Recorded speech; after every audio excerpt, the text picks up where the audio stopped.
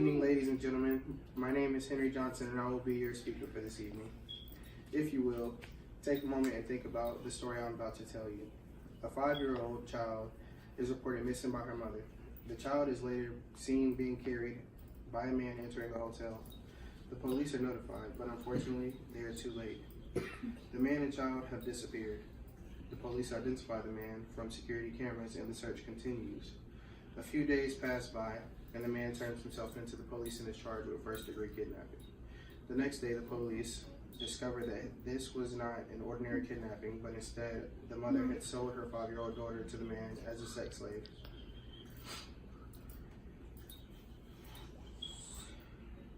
The mother was then arrested and charged with human trafficking and felony child abuse involving prostitution. A week later, the child's body was found in a wooded area alongside the highway. Ladies and gentlemen, this is the story of Shania Davis, one of many human trafficking cases that happens every day. Today, I will inform you about human trafficking and what it is, the different types, statistics, risk factors, and how you can help detect and prevent human trafficking. According to the United States Justice Department, human trafficking is a crime that involves exploiting a person for labor or services by means of recruitment, laboring, transportation, or provision through the use of force, fraud, or coercion. The African slave trade is the earliest form of global or international flow of human trafficking. During this time, trafficking was both legal and tolerated by the government. It was not until 1910 that the first law of the Mann Act, or White Slave Trafficking Act, was enacted that regarded human trafficking.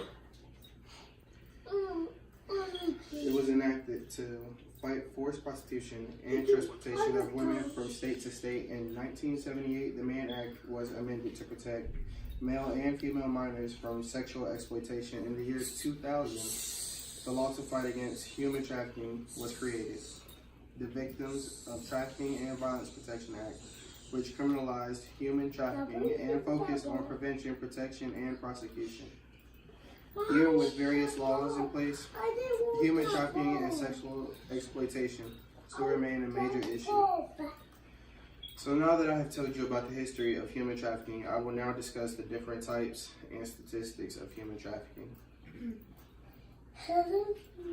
According to the Federal Bureau of Investigations, human trafficking is the third largest criminal activity in the world. The three most common types of human trafficking are forced labor, sex trafficking, and debt bondage. Forced labor is when a person performs work against their will in a service or industry by force of coercion. Global estimates suggest that about 25 million people are subjected to modern slavery in the form of forced labor or human trafficking. Sex trafficking for adults and children is when a person is compelled to engage in commercial sex acts through force, fraud, or coercion. Debt bondage or coinage is when a person gives themselves into slavery to repay a debt that may be acquired or inherited, and most often unable to be repaid.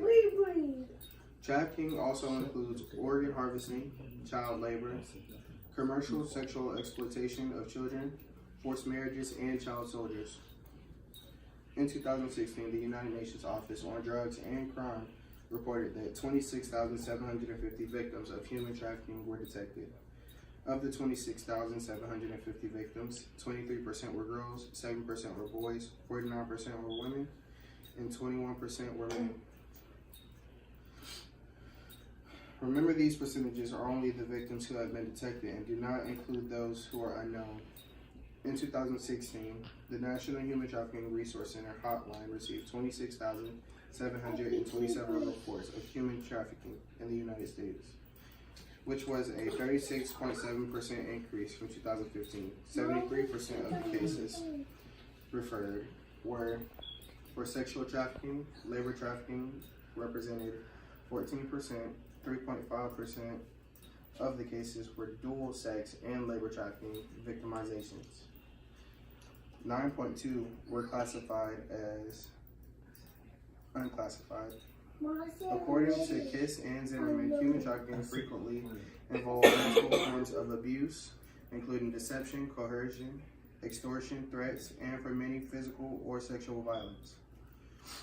The Polaris Project suggests that risk factors for human trafficking include recent migration or relocation, substance abuse, runaway, and homeless youth, and mental health issues. They also suggest that the methods used through force, coercion, and fraud are done by isolation, emotional or economical abuse, any kind of threat, and non-sexual physical abuse. Beth Williams of the Department of Justice says that the Justice Department takes human trafficking seriously and states that the department will continue to find ways to be ever more effective, efficient, and creative building cases, convicting traffickers, and doing our part to help victims recover. Some ways that the average citizen, can help with fighting human trafficking is to learn the indicators, which may include not being free to leave, forced to perform services or acts victims may have, ownership, tattoos, or scars, or other signs of abuse. If you believe you see any suspicious activity or believe someone is being trafficked, report it by calling 911 or the National Human Trafficking Hotline. That concludes my speech. Hope you all enjoyed it. Have a good day.